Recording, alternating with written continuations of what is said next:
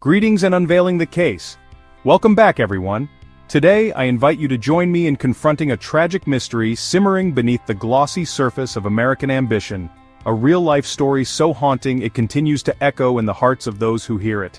The story we explore is not only a cautionary tale but also an urgent call to reflect on the invisible scars left by workplace bullying right at the epicenter of American dreams, New York City. Picture this: skyscrapers slicing the sky, neon lights painting the nights, and people hustling day and night in pursuit of fame, passion, and a better life. This is the same city where thousands have started new lives, hoping for a shot at greatness.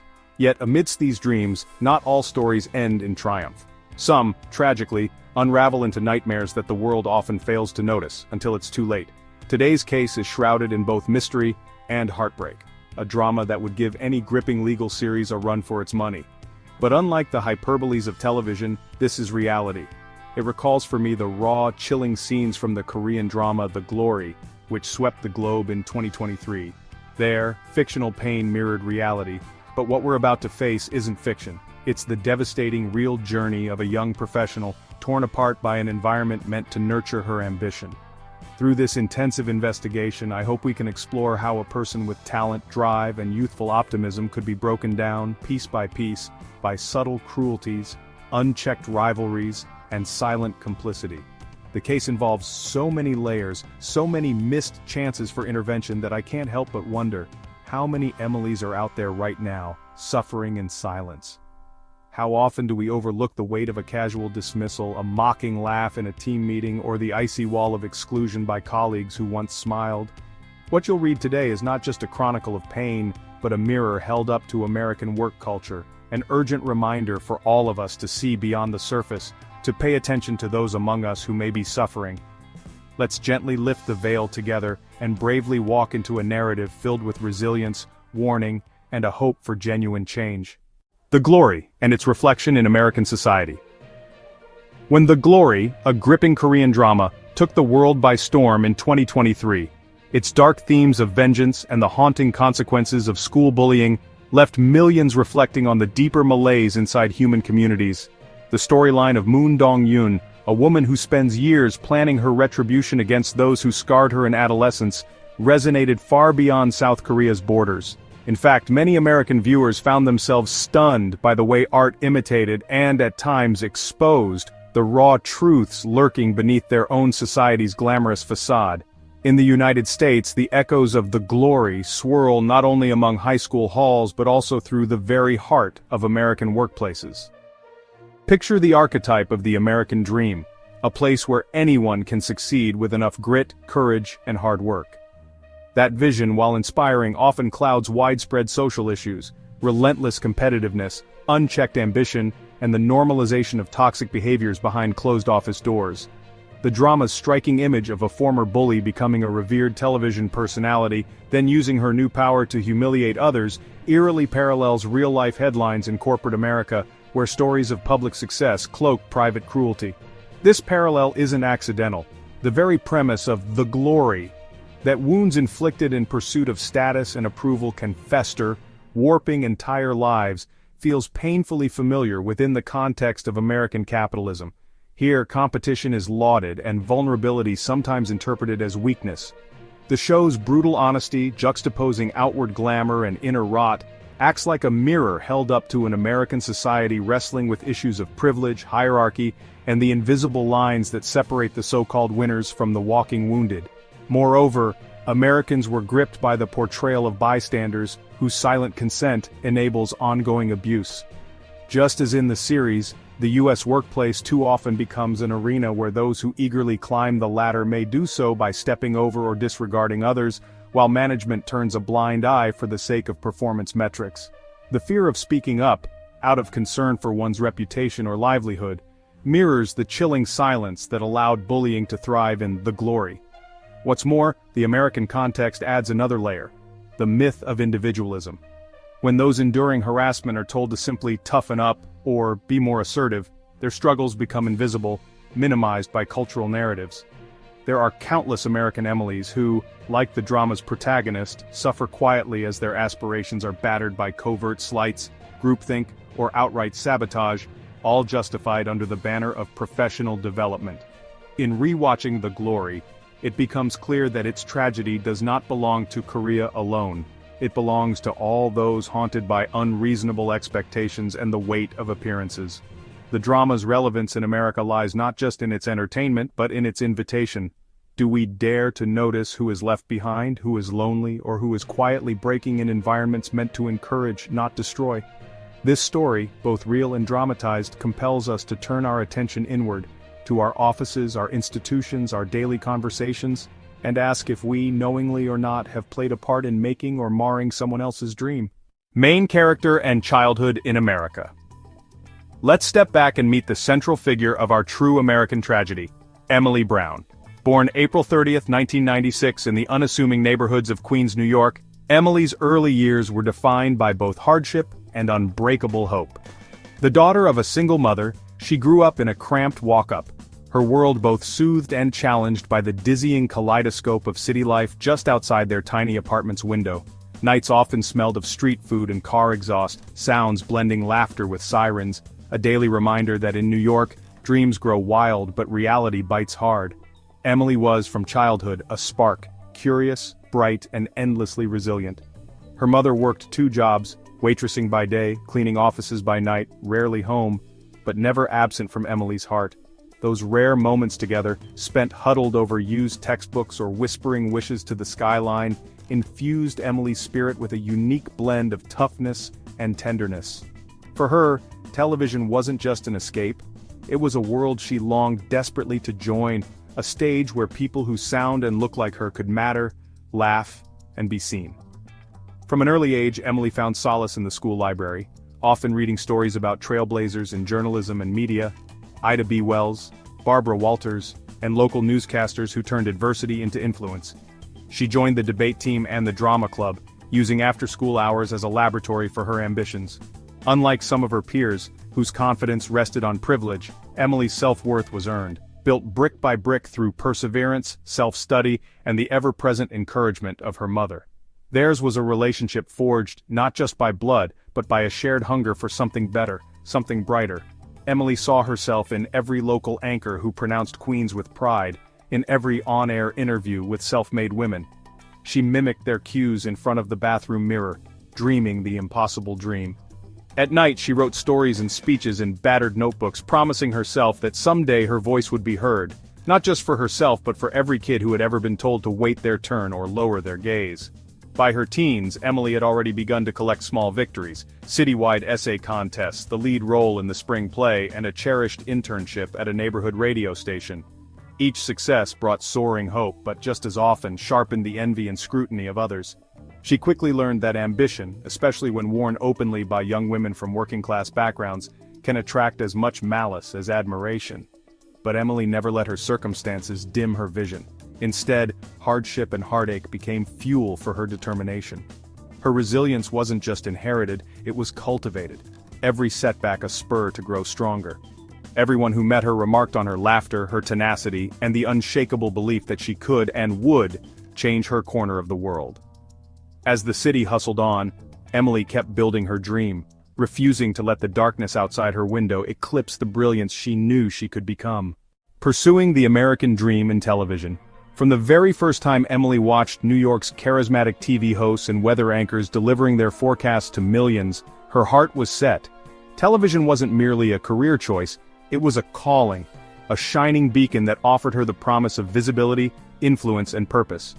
While other teens partied or scrolled through social media, she spent her nights poring over documentaries, practicing enunciation in front of her bathroom mirror, and replaying news broadcasts to study presenters' poise and charm. At high school in Queens, Emily's focus was unwavering. She volunteered for the Audio-Visual Club, spearheaded the morning announcements, and even convinced her teachers to let her produce a digital school newsletter. Emily's weekends were a blur of acting workshops, voice coaching lessons, and part-time jobs. From waiting tables at a local diner to editing community podcasts.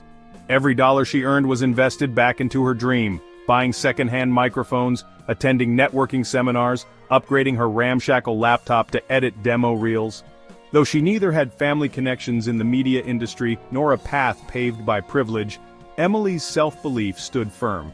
She idolized journalists who had built their names from scratch, figures like Lester Holt and Soledad O'Brien, each a testament to the power of grit and dedication in a fiercely competitive landscape.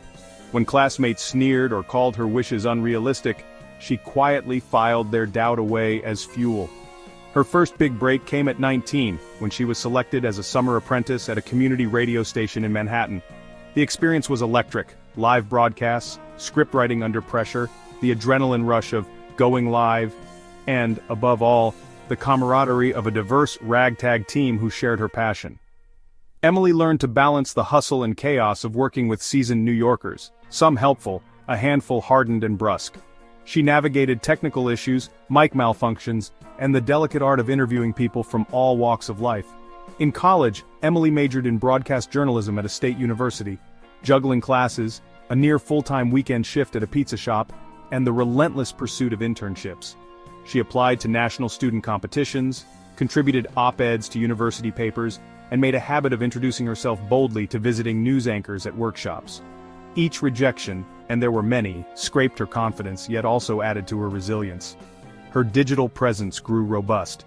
She created a YouTube channel sharing mock weather reports and career advice, gaining followers among aspiring journalists and weather enthusiasts. Emily participated in local pageants, not out of vanity, but for the chance to develop stage presence and earn scholarships. Every step, every minor award, and every setback sharpened her stagecraft and her hunger to stand before the cameras of major newsrooms. By her early 20s, Emily had a modest portfolio, commendations from college competitions, on-campus MC experience, a handful of glowing recommendation letters, and a highlight reel that captured her tenacity and wit. Her biggest ambition, the one she wrote on a sticky note above her desk, remained clear: to become a weather anchor for a national broadcast, representing New York's true spirit. I'm humbled just tracing her journey, knowing how each late night and minor triumph set the stage for bigger dreams, and for the battle she never expected would come next. A major turning point: getting on national television. The turning point in Emily's life arrived in 2021, after what felt like an endless series of rejections, auditions, and unseen battles against self-doubt. That summer, she received an email she would never forget: a formal offer for a coveted internship at Weather One, one of America's most respected national television networks. For Emily, it was as though the clouds finally parted after years of stormy perseverance. At that moment, sitting in her modest apartment on the noisy streets of Queens, she was both over the moon with joy and quietly terrified about what would come next. Getting into Weather One didn't just feel like a personal victory. It felt like finally being allowed into the club she had been pressing her nose against for years. The process itself had been grueling: multi-round interviews, a live demo tape in front of a skeptical panel, and a final on-air audition that left her so anxious she could hardly sleep the night before. She remembered clutching the phone with shaking hands, waiting for the verdict, half preparing herself to be let down once again. But that call never came. Instead, her inbox buzzed with a message titled, "Congratulations, Emily." The weight of the achievement was not lost on her. She took her mother to dinner on a rainy Sunday night to deliver the news in person, and it was one of the few occasions they both allowed themselves to cry without shame. They recounted all the small sacrifices: the late-night bus rides, the skipped meals to save for voice lessons, the endless cycle of class, work, and rehearsal. At that dinner table, Emily felt, perhaps for the first time, that all those hard edges of her life had come together to form something undeniably bright. Her first day at Weather One was a flurry of orientation slides, security badges, and handshakes with future colleagues whose professional polish felt almost intimidating. The building itself oozed history and gravitas. The studios bristled with technical equipment and the silent anticipation of potential breaking news. Emily was assigned a desk with a view of the city, something she would later cherish on days when she needed to remind herself of how far she had come. Yet behind the thrill lurked the heavy pressure of expectation, not just personal, but also social. She felt an unspoken responsibility to represent the dreams of countless young people from similar backgrounds, to show that it really was possible to break through. Colleagues and mentors congratulated her with enthusiastic, sometimes performative cheers, but even from the outset, Emily sensed that she was being assessed with a special kind of scrutiny, as both a promising newcomer and an outsider. Each introduction, each assignment felt double-weighted. One slip, and she might confirm every doubt anyone ever had about whether she belonged here. But for the moment, joy won out. Emily poured her heart into preparations, waking up at sunrise to review meteorological materials, memorizing network broadcasting standards, choreographing her intonation to balance warmth and authority. She started a new dream journal to document the small triumphs and missteps of this new chapter, reminding herself that even the hardest days would be worth it. That internship wasn't just a resume milestone, it was the gateway between a life of yearning and a chance, however fragile, to shine on the national stage. In the early days of stepping into the profession, from the very first moment Emily Brown set foot through the revolving glass doors of Weather One's imposing Manhattan headquarters, a tidal wave of emotions seized her, pure awe, surging pride, and a nervous flutter that made her heart skip. After years of relentless effort and countless setbacks, here she was, standing in the soaring marble atrium of one of America's most respected television networks, the institution that had loomed so large in her childhood daydreams. She felt the urgent weight of her mother's sacrifices and her own promises echoing in every step. That first week unfolded like a whirlwind. Mandatory HR briefings, frantic badge photos, stacks of onboarding paperwork, and a crash course in sophisticated broadcasting technology that made her feel as if she was learning a new language overnight. The office was alive and intimidating, a hive of constant motion. Emmy-winning anchors in heels and tailored suits breezed by, moving with the effortless confidence of seasoned performers. Production assistants navigated a maze of wires and cameras, clutching clipboards, barking directives, and appearing to possess arcane knowledge that would take a newcomer years to absorb.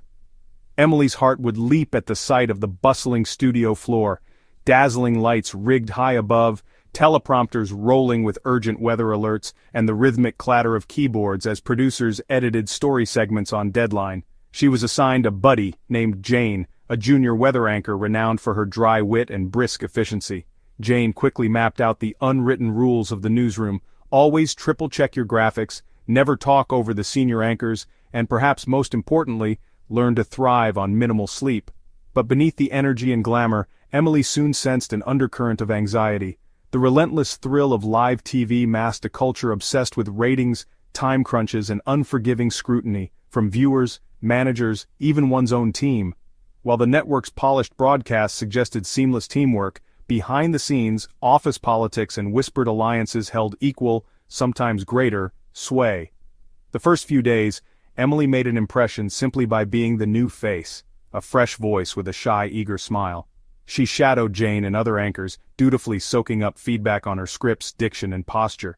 These critiques could feel icy or abrupt, but Emily brushed off every stinging note with the same persistence that had gotten her this far.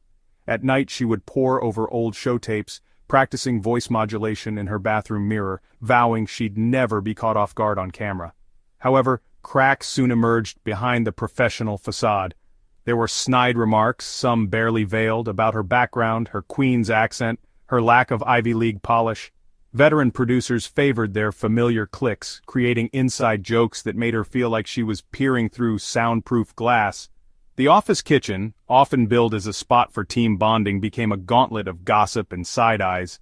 Undaunted, Emily kept bringing coffee to the overnight meteorologist, volunteering for weekend slots, and offering to help edit graphics after hours, always hoping her grit would outshine her newness.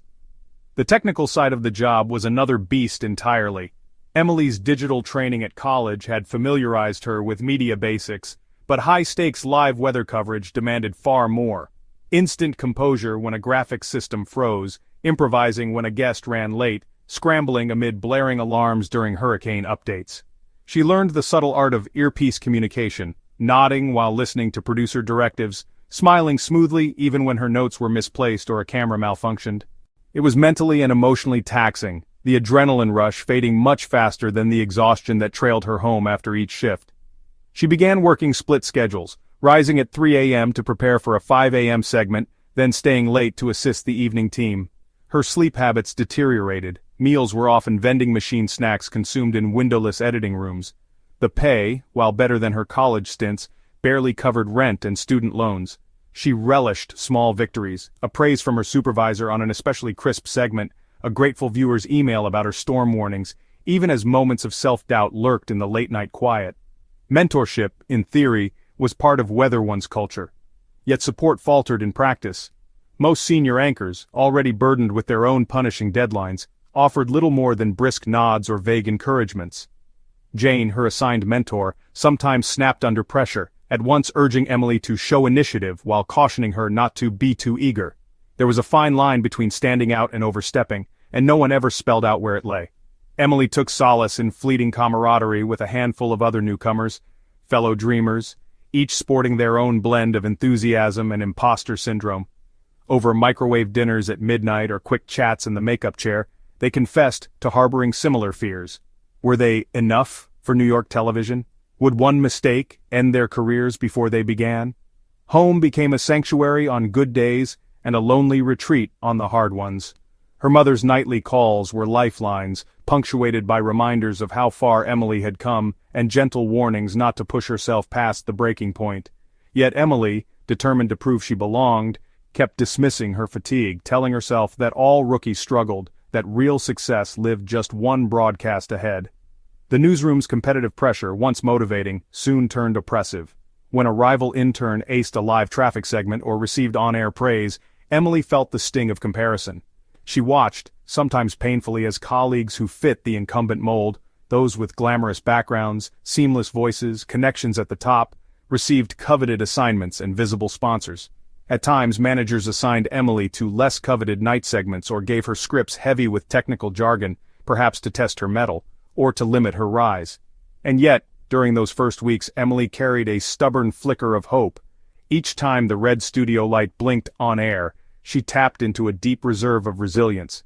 She reminded herself of her journey, the faces of kids back in Queens who turned on the TV and saw someone who'd once shared their sidewalks, their dreams. She clung to the notion that her authenticity, her voice, her story, was needed, even if the walls around her seemed to whisper otherwise. By the end of her first month, Emily had lived a lifetime of lessons: the cost of perfection, the heartbreak of exclusion, the thrill of near misses and unexpected applause. She grew wary of whose trust to seek, whose criticism to embrace, and how to shield her spirit from the rougher edges of ambition. In those dizzying early days, she cemented her willingness to fight for her place, not just for herself, but for anyone told that dreams are only for the privileged or the polished. However weary, Emily pressed onward, illuminated by the studio lights and by the fragile, stubborn glow of her own belief. Workplace bullying, the hidden aggression. When people outside the industry picture the inside of a national TV newsroom, they often imagine a fast-paced but professional environment, glamorous anchors, spirited debates, creative brainstorming, and tight-knit teams. That surface sheen, however, conceals a far more complicated and sometimes cruel reality. For Emily, and so many like her, stepping into Weather One was like entering a world with its own dark underbelly, a place where workplace bullying flourished not through outright assaults but through subtle, insidious behaviors often disguised as tough love or merely office politics. At first, Emily tried to rationalize the microaggressions she faced. Perhaps it was just the tough, hyper-competitive culture. Maybe she was reading too much into the side eyes or the way certain emails seemed to criticize her every move, sometimes CCing higher-ups for added pressure. Quickly, though, the pattern became undeniable. She was routinely assigned to cover the night shifts, given the least desirable story leads, and forgotten in group emails that contained crucial scheduling or editorial information. Colleagues, mostly those who had been at Weather One longer, seemed to delight in highlighting her mistakes, no matter how minor, in morning meetings, sometimes imitating her Queen's accent to the background laughter of a few in the team. The laughter stung, as did the way her ideas were brushed aside only to be repackaged and presented by someone else hours later. What makes workplace bullying so difficult to pinpoint is its tendency to thrive in the margins, in sarcasm-shrouded remarks, exclusion from team lunches, or whispered jokes as you enter the break room. For Emily, she could never point to a single catastrophic incident. No one ever yelled at her or flung papers in her face, but day by day, the collective weight of slights grew heavier. There was the time her graphic for a major storm prediction, rushed to meet an impossible deadline, contained a minor error. The senior meteorologist didn't just critique her in private, the error became a public lesson, a PowerPoint slide in the team meeting illustrating how not to present Weather One data. The sting was less about the correction.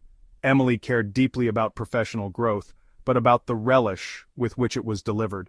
No one mentioned the 5 hours she'd spent volunteering to cover that very Anchors segment over the weekend, or the frantic scramble to update graphics while running on 3 hours of sleep.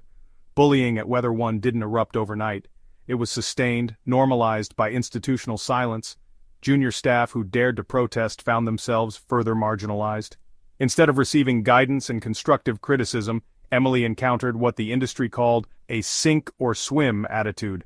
When she hesitated to speak up in editorial meetings, nervous, knowing from past attempts her voice would likely be ignored, managers chastised her for lacking initiative or anchor energy.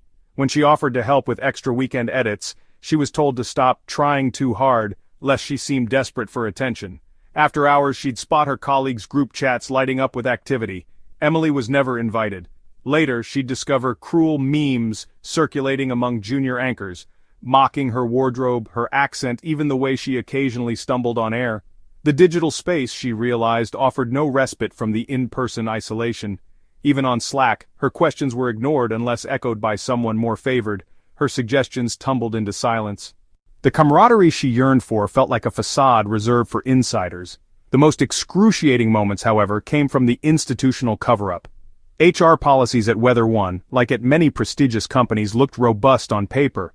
But when Emily tried to confide in an HR advisor about persistent exclusion and ridicule, she was met with gentle, practiced deflection. "It's a high-pressure industry. Perhaps you should focus on building resilience," one advisor suggested. When she asked about formal mediation or support groups, she was told no such programs existed for newsroom staff. Confidentiality was promised but never felt genuine. Word of her concerns spread, making her even more of a target. The cycle of bullying was compounded by a toxic meritocracy. Weather One, like many American workplaces, prided itself on promoting the best and the brightest. But the selection process was far from meritocratic. Those born into privilege, anchors with Ivy League pedigrees or family connections, enjoyed first pick of coveted assignments, informal mentorship, and on-air praise for even routine work. Emily noticed this early, but the sting deepened with time. Her unique background, once a source of pride, was treated as a deficit, a quirk to be tolerated rather than a perspective to be celebrated. One particularly difficult experience transpired after Emily was assigned to co-anchor a highly publicized winter storm special. With only a few hours of notice and little prep time, she powered through panic attacks and freezing nerves. The broadcast came off technically seamless, but in the debrief, a senior producer focused on her lack of gravitas, citing her smile, her voice, even her choice of earrings as unprofessional. These comments, delivered in front of the entire team, earned her side glances and patronizing pats on the back from those who reveled in her discomfort. The message was clear. No matter how hard she worked, her presence would always be doubted. As the weeks pressed on, the impact was cumulative. Emily's confidence faltered. She double and triple checked every assignment, sleeping less and worrying more. She withdrew from after-hours hangs, fearing further humiliation, and began to dread the clatter of Slack notifications. Even when not directly targeted, she found herself hyper-aware of glances, whispers, and inside jokes. The psychological toll, fatigue, self-doubt, and a constant low-grade anxiety began to eclipse her initial excitement for the job. Yet the most damaging effect of workplace bullying was how it normalized the suffering. When new team members arrived, Emily saw them quickly fall into two camps: those who adapted to the culture, laughing along at others' expense to avoid being next, and those who, like her, tried to keep their integrity but paid for it with exclusion. Over time, even well-meaning colleagues distanced themselves, afraid of losing their own place in the pecking order. I often reflect on how, if just one person had offered a hand or if management had actively intervened, the story could have been different. Instead, the culture reinforced that to survive in television, one must become hardened, learn to laugh off cruelty, and bury vulnerability beneath relentless performance. For Emily, that meant fighting alone, her ambition and spirit eroded by circumstances that no resume or training could prepare her for. The bitter struggles behind the lights. From the outside looking in, the world of television, especially in a legendary New York newsroom, can appear drenched in glamour and intoxicating opportunity. Dazzling studio lights, professional makeup artists on standby, a perpetual hum of anticipation before each on-air signal. These are the things the public sees. Awards ceremonies and viral on-screen moments become the currency of ambition, turning local anchors into neighborhood celebrities. Yet for a newcomer like Emily, The behind-the-scenes reality proved anything but romantic. Every day started long before dawn. Emily's alarm shrieked at 2:45 a.m., thrusting her from restless sleep into the fluorescent brightness of a grueling New York morning. Sleep, once a luxury she could afford, vanished. Between prepping scripts, fact-checking data, and stress-eating granola bars over a flickering laptop, she felt her body slowly fray.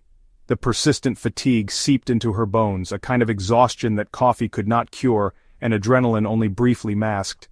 Walking out into the city's pre-dawn darkness, she sometimes wondered if her own dreams had betrayed her. Was this the reality behind those aspirational, larger-than-life broadcasts? Adapting to the erratic work schedule was just the start. On paper, Emily's role included scriptwriting, researching meteorological developments, and working closely with senior anchors to deliver up-to-the-minute weather news. In practice, she quickly discovered her job was far more demanding and isolating. Each on-air opportunity was shadowed by the anxiety of making a minor slip, one incorrectly pronounced meteorological term, or a single wayward line in the script, and she'd face swift, sometimes public, rebuke. Unlike interns from elite schools who arrived polished and connected, Emily felt constantly scrutinized for her every move. She needed to not only prove her ability, but also justify her very presence. Office politics surged all around her. Veteran anchors guarded their segments like territory in a silent war. Networking events felt less like team building and more like auditions, where showing an ounce of vulnerability risked one's aspirations or, worse, invited ridicule. The first time her accent slipped, a senior anchor shot her a look of subtle disdain that seemed to ask, "Are you really one of us?" It was a question she struggled to silence in her own head night after night. Despite these barriers, Emily threw herself into every aspect of the job. She picked up last-minute weekend shifts for colleagues, volunteered to help troubleshoot graphics mishaps after hours, and stayed behind to rehearse live reads. The station prided itself on a sink-or-swim doctrine. Newcomers were expected to master complex equipment on the fly, decipher a maze of unwritten rules, and offer flawless commentary under punishing deadlines. Emily felt as though she was being tested every day. Mistakes big or small echoed through the chain of command. Privately, she developed an obsessive habit of replaying her segments, noting every flaw in her tone, posture, or phrasing. Adding to her growing fatigue was the scant monetary reward at this entry level. While colleagues gossiped about Broadway tickets and Hamptons brunches, Emily's paycheck barely covered her rent and student loans. She lived in a drafty studio, subsisting on supermarket meal deals and black coffee.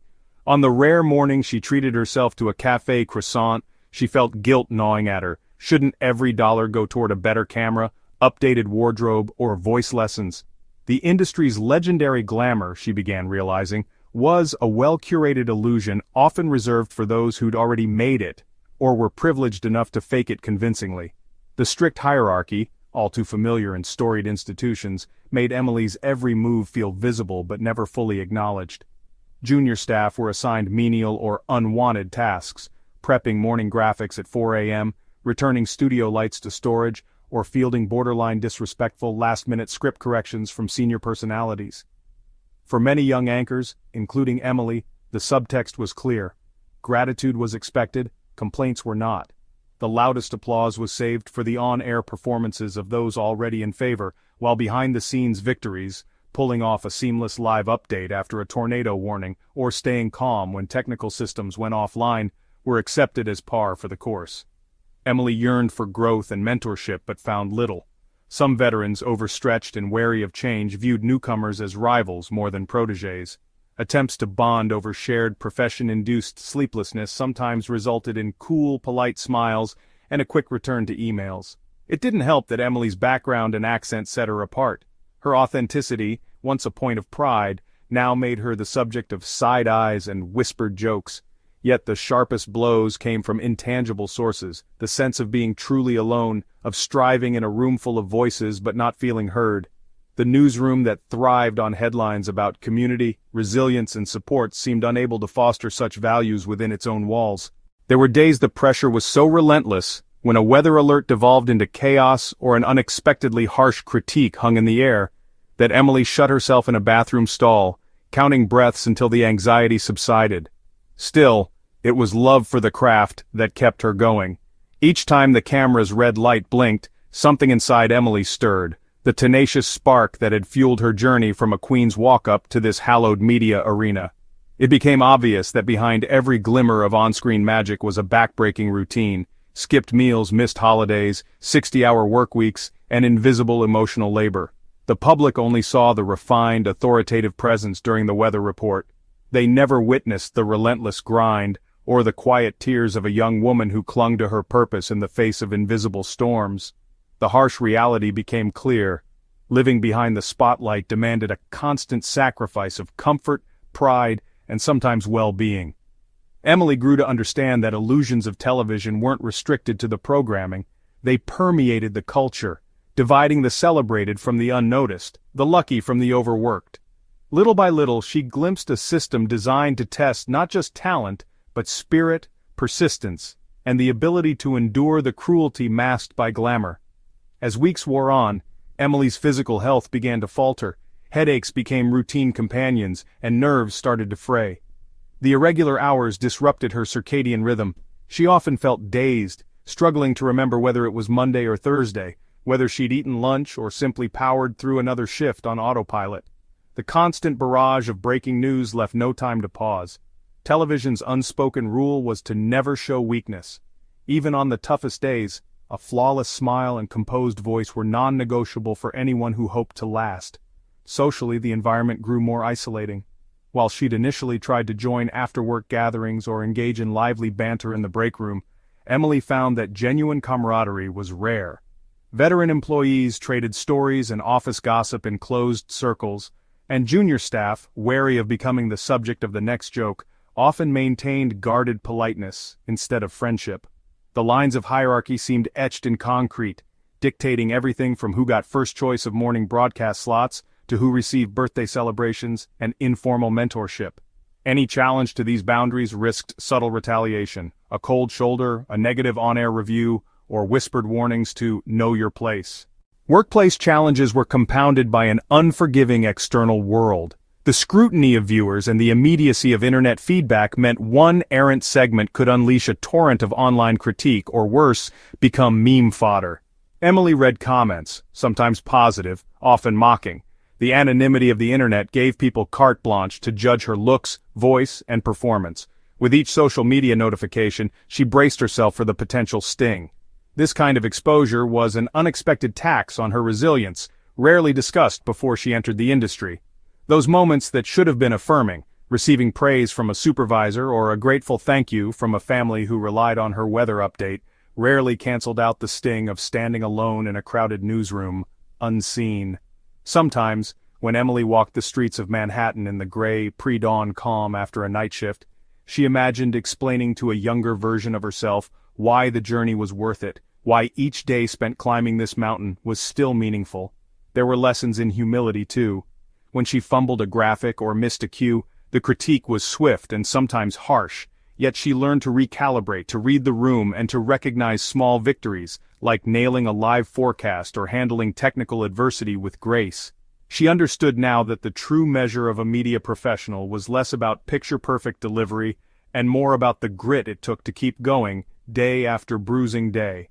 For every act of exclusion or condescension, there were also subtle acts of kindness that shimmered in memory: an encouraging post-it left by an overworked producer, a secret text of solidarity from a fellow overnight editor, a nighttime security guard offering her a second cup of coffee. These moments, though infrequent, formed a delicate thread she clung to in her hardest weeks. In time, Emily's resolve evolved. No longer fueled only by ambition, she discovered a wellspring of pride in simply enduring, in showing up and doing the work despite the odds. She vowed to keep her integrity, not to join in whispered jokes, to extend support to the next nervous newcomer, and, when possible, to use her on-air platform not just for weather alerts, but for reminders of courage and connection. The road behind the spotlight was harsh and, at times, cruel. But Emily pressed on, determined not just to survive, but to honor the voice she'd fought so hard to bring to life. The breaking point.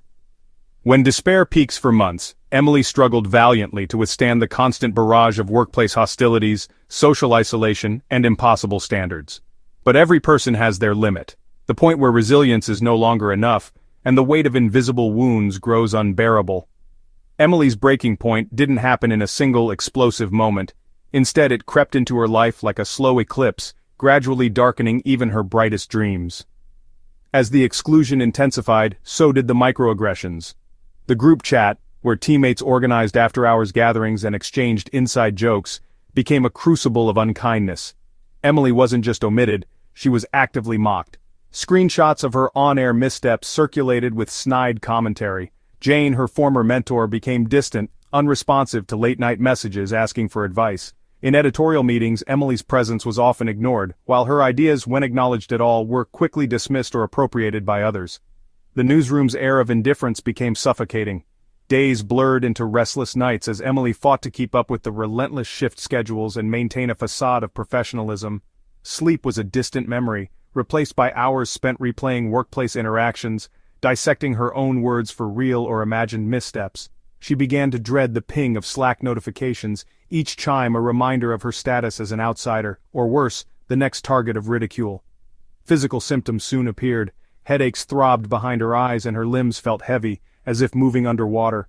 Emily's once vibrant laugh faded, replaced by a tight, careful smile even when off camera. She felt herself shrinking inward, reluctant to reach out, even to her mother, fearing the burden her troubles might impose. The mental toll soon escalated into full-blown anxiety and depression. Emily's journal entries became erratic, filled with pleas for strength or numb confessions of despair. She sought refuge in long, solitary walks and sometimes in numbing substances.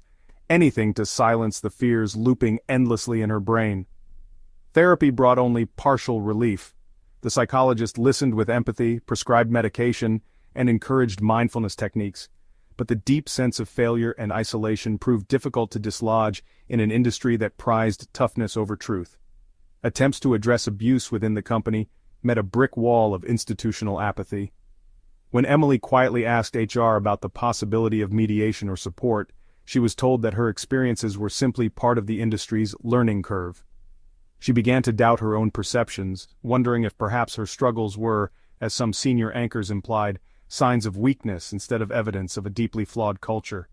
Social media became a double-edged sword. Supporters emerged, occasionally sending Emily kind messages about her on-air work, but for every encouraging comment there were a dozen that dissected her accent, her looks, her fashion choices. On one particularly difficult morning, a viral post poked fun at her mispronunciation during a hurricane report. Even strangers seemed to pile onto the cruelty she faced at work, and there was no separation between her professional and personal suffering. Everywhere Emily looked, she saw closed doors. Colleagues stopped inviting her to production meetings. She was quietly demoted from prime weather slots, shuffled to more marginal time segments without explanation. When she reached out to old friends, the words caught in her throat. She didn't want to appear like a failure, nor did she believe anyone would truly understand the slow erosion of hope that was happening inside her. By late spring, substance abuse began to take a stronger hold as she sought temporary solace in alcohol to distract from insomnia and dread. Her mother, hearing the fatigue and strain in nightly phone calls, expressed growing concern, but Emily deflected. Externally, she was still making it, still fielding polite congratulations from acquaintances who saw only her TV appearances and the filtered snapshots online. The worst part, perhaps, was the unshakable sense of invisibility, the feeling that even as Emily unraveled, the world kept moving as if nothing was amiss. She wondered why no one stepped in, why some team members joined in subtle cruelty, and why others simply averted their eyes. It was as if acknowledging her struggle might threaten the image of resilience everyone fought so hard to maintain. In the end, the breaking point was agonizingly solitary.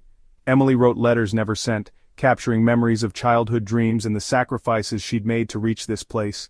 She longed for comfort and connection, but also realized how little space there was for vulnerability in a world where any admission of pain could be weaponized. When she finally chose to reach out for help, the systems meant to catch her failed, offering platitudes and policies instead of true compassion.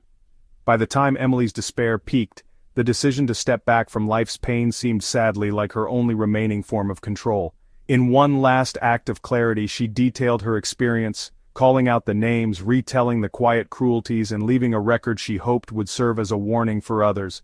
Her breaking point stands as a searing testament, not only to the unspeakable cost of unchecked workplace cruelty, but also to the collective responsibility we have to see, hear, and care for those who are suffering quietly around us. For Emily, the bright lights had faded long before the final curtain, and her silence in the end became the loudest cry for change. A heartbreaking conclusion, and the final cry for help. In the waning days of summer 2024, the world Emily had fought so valiantly to inhabit finally collapsed under the unbearable weight of accumulated pain. After months of silent suffering, the invisible wounds inflicted by colleagues, management, and the industry itself closed in on her like a suffocating fog. Though Emily had become remarkably adept at hiding her struggle behind carefully rehearsed smiles and flawless broadcasts, the facade could not last forever. When the news eventually broke, it was as if time itself slowed, a profound sorrow sweeping across those who knew of her journey. On a warm August morning, Emily's absence was discovered. What she left behind would echo not just in her family's apartment, but across the nation. Her final act was not one of defeat, but of protest. A 700-word letter meticulously composed over countless sleepless nights. In this searing document, Emily laid bare the names, the moments, and the myriad indignities that had broken her spirit. She recounted with vivid detail the exclusion, public humiliation, microaggressions, and dismissals she'd been forced to endure. The letter was more than a suicide note. It was both an indictment and a desperate plea. Each paragraph peeled back the veneer of workplace respectability and exposed the cruelty camouflaged as professional expectation. Colleagues who had brushed off her distress or joined in the subtle mockery were called out by name, while management's refusal to intervene, often rationalized as the price of success, was documented with damning accuracy. Emily spoke for herself, but also for every person whose silent pleas had been lost in the deafening machinery of American ambition. After the letter was discovered, her family chose not to let her words vanish behind closed doors. Grief-stricken but resolute, Emily's mother made the heartbreaking decision to publish her daughter's journal entries, email archives, and Slack conversations. In doing so, she aimed to fulfill Emily's final request, that no one else slip through the cracks of an industry or a society that prizes output over well-being. The rawness of Emily's testimony prompted an outpouring of public empathy and outrage. Overnight, Emily's story garnered national attention. News outlets, once uninterested in the struggles of a young behind-the-scenes anchor, now splashed her face and words across covers and nightly features. It forced the American public, and especially those inside the media, to confront uncomfortable questions about complicity, institutional apathy, and the high price so often paid for the illusion of success. Online forums erupted with discussions about workplace bullying, toxic office hierarchies, and the moral imperative to protect those who are most vulnerable in environments built on relentless competition. For Emily's family, the sorrow was immeasurable. The small apartment in Queens, once filled with ambition-fueled conversations and laughter, became a shrine to memory and regret. Her mother, racked by guilt and sorrow, also discovered a renewed determination. She joined advocacy groups, spoke out in interviews, and gave voice to parents everywhere who feared for their children's well-being in the face of cutthroat professional environments. Through this new mission, Emily's last words became a call to action, not just to honor her memory, but to force changes in how companies train, monitor, and care for their youngest, most vulnerable staff. Within her former workplace, reactions were complex and often defensive. Some colleagues reached out privately to the family, expressing their own regret for not intervening or for failing to sense the depths of her struggle. Others retreated in silence, choosing to disappear behind the company's official statements of condolence and outrage. Whether one launched an internal review, but many within and outside of the company wondered if any meaningful change would come, or if Emily's tragedy would be allowed to fade into obscurity once public attention drifted elsewhere. What made Emily's final plea so powerful was its universality. She spoke directly to anyone who had been made to feel invisible by the ambitions of others. Her words cut through the layers of corporate speak and polite conversation, demanding that compassion, integrity, and mental health are not just HR talking points, but daily imperatives. Her death, so wrenchingly avoidable, became a rallying point for a broader movement aimed at dismantling the silent cruelty embedded deep within the American workplace. The legacy Emily left behind is, in many ways, still unfolding. Her story is retold at conferences, in classrooms, and in policy discussions about workplace reform.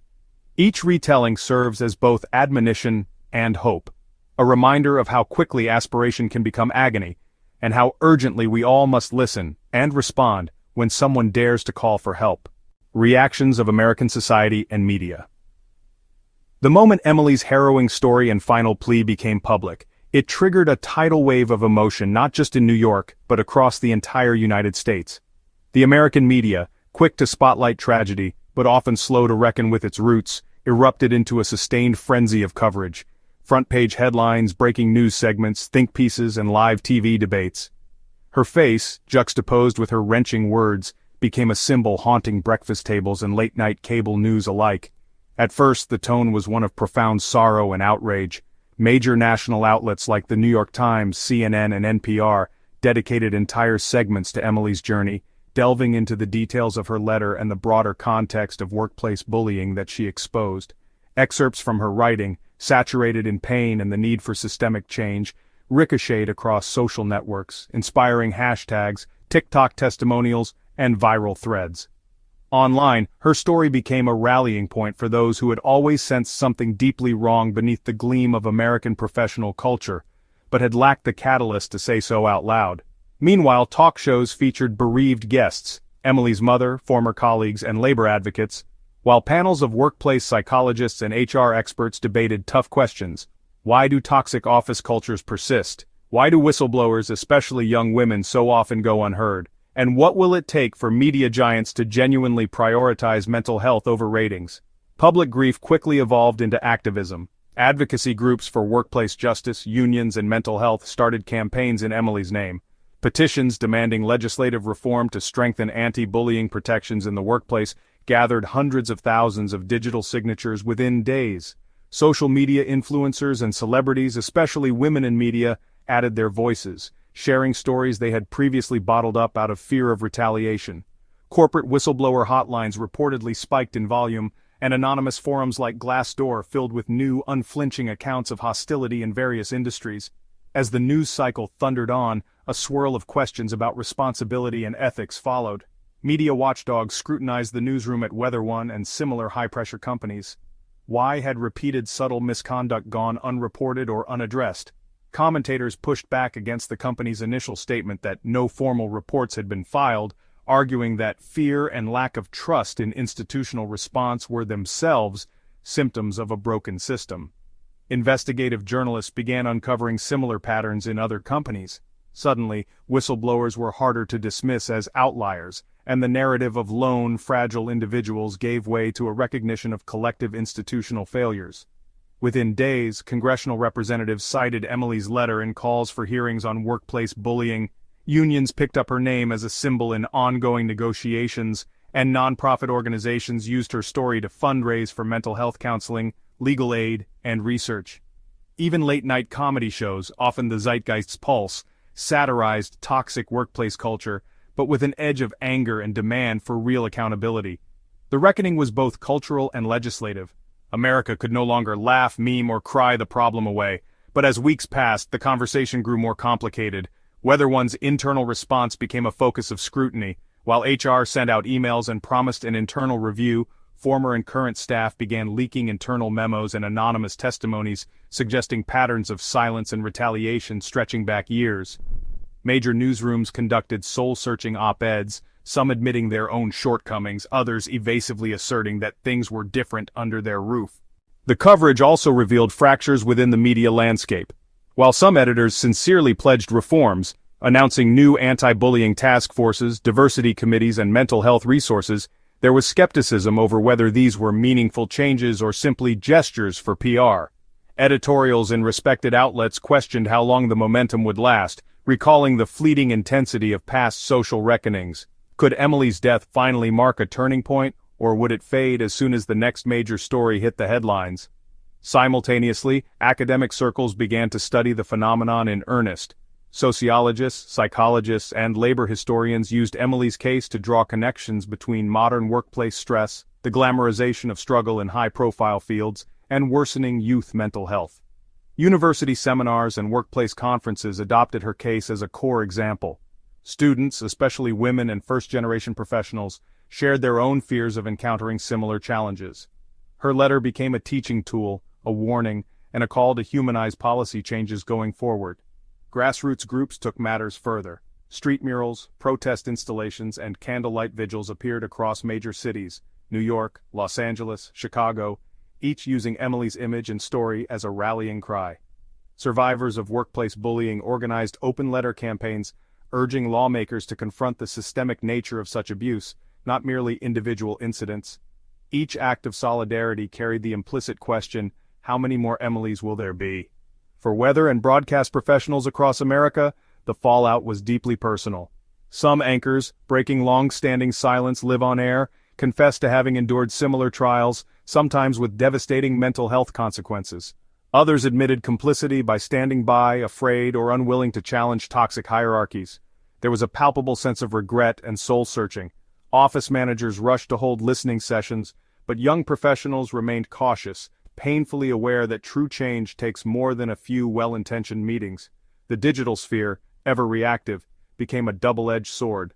Hashtags like #JusticeForEmily and #WorkplaceWellness trended globally. People in all sectors and all levels used these forums to name and decry not just the bullying and exclusion endemic in Emily's environment, but its painful reflections in their own. However, as attention soared, so did backlash. Some commentators accused the new empathy of being performative or treated the tragedy as an isolated case, sidestepping the deeper conversation about systemic failure. A few doubters, and anonymous trolls, tried to diminish Emily's suffering or blame her for lacking toughness, revealing just how entrenched old attitudes remained. Even as the news cycle began to lose focus, Emily's story continued to influence policy and public consciousness. Schools added her case to curriculum exploring ethics and mental health, companies hired new roles dedicated to staff well-being, and some states began drafting stricter workplace harassment laws. The courage of her family, particularly her mother, who gave televised interviews and met with government officials, helped sustain pressure for long-term change. Above all, the reaction across American society and the media became a kind of mirror, reflecting how progress is fragile, how cruelty can hide behind professionalism, and how every individual in a system has a responsibility, not just to themselves, but to each other. Emily's legacy endures as both caution and inspiration. For every newsroom, office, or classroom that now discusses psychological safety or chooses compassion over competition, her voice, once silenced, continues to shape the future. Lessons and advice. Lessons learned and a lasting message. Reflecting on Emily's heartbreaking journey, the lessons forced upon those left behind are as profound as they are urgent.